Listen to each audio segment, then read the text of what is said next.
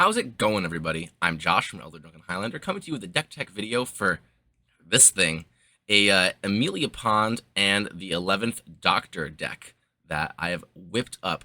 I am very, very excited for these Doctor Who cards that have come out. I just started watching the show, and my favorite characters, at least right now, are Amy and Rory. I just fucking love them. They're adorable. They're super cute. They're both kind of hot. And also, Matt Smith is kind of hot. So I've been really enjoying this season. It's been great. So I decided to take all of my favorite characters from the show and jam them into a deck that does dumb, silly things. Because what is more Elder Drunken Highlander than taking a bunch of hot people and making them do jank stuff in a magic deck? That's pretty much our entire brand right there, condensed into one sentence. So we're going to do it. This deck is really, really silly. The other name for it is No Honey, We Have Blazing Archon at Home, because what we're trying to do is we're trying to cast a spell that says creatures can't attack you every single turn. It's really not as hard to do as I thought it would be, especially with Amy. It's actually really simple. This is a very powerful deck, actually, in terms of, like, I didn't mean it to be this strong, and then I play tested, I'm like, oh, this just kills people. Holy crap. So we're going to talk about it. We're going to go over it. It's got a bunch of fun stuff in it, and it also has a bunch of really cool synergies with Suspend in it. But the main crux of the deck is Amelia Pond right over here. She's partnered with Rory, so when I play her, I can put Rory into my hand and suspend him, and then her ability is really, really cool. When she deals combat damage to a player, I take a suspended card that I own and remove that many time counters from it. So what the deck is supposed to do is it's supposed to take Rory and pull him out of exile and summon him next to Amy, which is, what happens in the show. All these cards, by the way, such magnificent flavor wins. It's just, they did such a great job with this set. But what I want to do is take a bunch of bonkers, busted suspend spells, like Star Whale, Greater Gargalon, and this thing, Chronomatic Escape, and cast them as soon as I suspend them, the same turn. This is the crux of the deck, Chronomatic Escape. It's really, really cool. And it says, until your next turn, creatures can't attack you. And you remove it from the game with 3 time counters on it after casting it.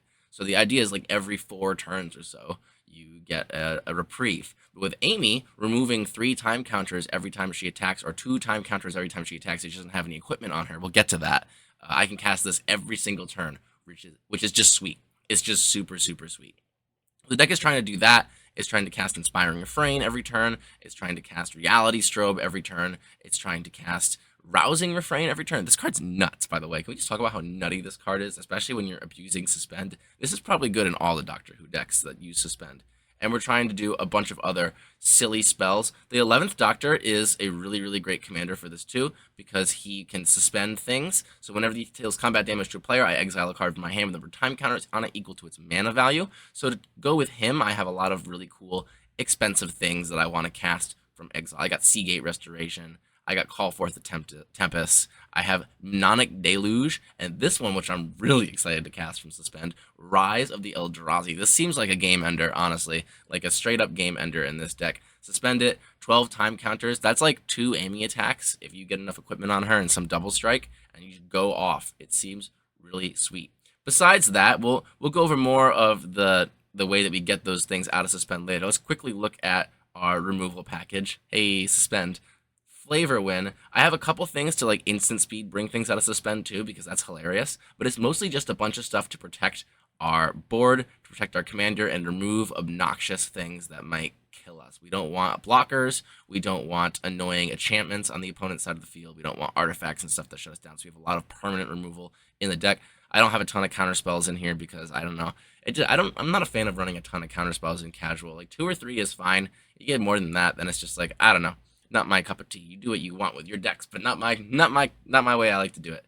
And then for the artifacts, we just have a lot of mana so that maybe we can eventually hard cast our spells, and the equipment. So we got some boots here to protect Amy, because people are going to be removing Amy. She is the crux of our deck, and just like in the show, everyone wants to fuck her up for some reason. So we're going to be protecting her. We're going to be keeping her safe. We got things like Psychic Paper, we got Lightning Greaves, we got Swiftfoot Boots, all here to help her stay protected. We also have things like Psychic Paper to help her be unblockable. So we want her to be able to connect. And the other things we have to help with that are our swords. We have a lot of swords, and they allow Amy to get in there for attacks and beat people up. I also like putting the swords on Rory, because Rory has a lot of keywords, and canonically, he's the last Centurion. He uses swords. So I thought that was really cool too. That's the whole deck. The other aspect of the equipment that we didn't talk about yet is the double strike. Putting double strike on Amy means that she can get 2 different suspend cards out in one turn. So if you have a Wheel of Fate and if you also have an Arc Blade suspended, you can pull the Arc Blade out, and then you can also pull the Wheel of Fate out with your second attack and your first strike damage and your regular damage. So that's a really sweet part too. So we have Brass Knuckles, which can give it to multiple creatures, which is cool. We have Ember Cleave, and those both are here to give Amy double strike. And besides, but mostly we don't need to deal a ton of damage, right? Our suspend 3 cards that come back, if Amy just deals 2 damage normally, then we get them on our upkeep anyways. So we don't have a ton of stuff to give her double strike. It's mostly cute. We just have mostly protection and unblockable. So Whisper Silk Cloak, kind of the poster boy for the deck, even though it's more of a Harry Potter flavor card than a Doctor Who flavor card. It is kind of exactly what we want to be doing. We want Amy to be completely unblockable, unfuckwithable. I don't know, she's pretty... Look. I named the deck this for a reason. Yeah, that is more or less the entire deck. It's very simple, very straightforward, very to the point, and very, very fun. The last thing I really want to touch about before I just start going off about how attractive all these characters are is the land base. I have like Rogue's Passage and Access Tunnel in here, but the thing that's really important is the MDFC count.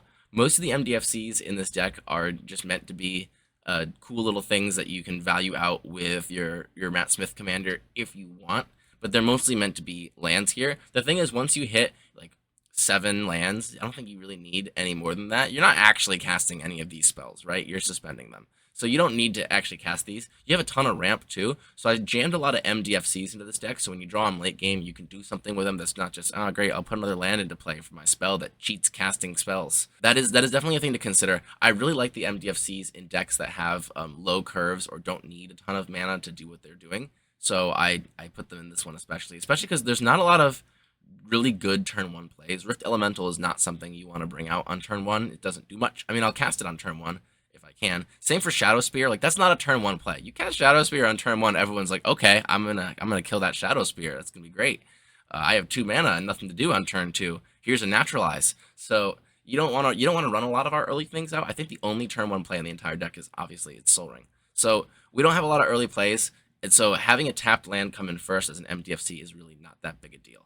So that's more or less it. Let's do a little play test so we can see what the deck is about. All right, Myriad Landscape, 2 other lands. That's really ideal. We have a sword. We have a big spell. We have a suspend thing to spam that ramps us into our big spell. This is a cracked hand. Let's run it out. So we're gonna go turn 1. We're gonna do a tapped Myriad Landscape. We're gonna go turn 2. We're gonna tap Steam Vents, and actually no, we're gonna shotgun Steam Vents and put in a Boris Signet. That makes more sense. And then turn 3, we're gonna play this. Hollowed Fountain tapped. We're going to crack Myriad Landscape just to ramp out early. We could run out Amy here as well, but we don't have any suspend cards that I really want to put into yet. This one, I guess we could run out, okay, wait, decisions. So we could crack Myriad Landscape, have more mana. Let's do what the deck's supposed to do, though, just because this is a video. I think the safer play if you're in a game is do what I was doing, but heck it. We're going to run out Amy, and then we'll go to our next turn and suspend Rousing Refrain. Ooh, an island. That's hype. So let's go 1, 2, let's suspend Rousing Refrain. And then we attack somebody who's open with Amy. And boop, remove 2 counters from Rousing Refrain. I'm going to just make an assumption that an opponent has 5 cards in hand for Rousing Refrain. It'll add 5 mana, and we'll go to our next turn. So our next turn happens. This comes out of Suspend. When that does, it gets cast with 3 time counters on it. Then we'll have 5 mana in our first main phase, which we won't lose for the rest of the turn. With that 5 mana, we're going to go 5, 6, 7, 8. And we're going to cast this Call Forth the Tempest, which means we cascade twice. First cascade's a Soul Talisman. That's kind of lame. And then second cascade is Talisman of Progress. Okay, so we got some more mana. That's not the worst. And then what that does is it's going to deal damage to each creature my opponent. It's going to deal 3 damage to, mana value? Oh, that sucks that that's 0 mana value. So I've cast 5, 6, 7. Yeah, so whoa, wow, that's still 7 damage to all my creatures, or all my opponent's creatures. That's disgusting.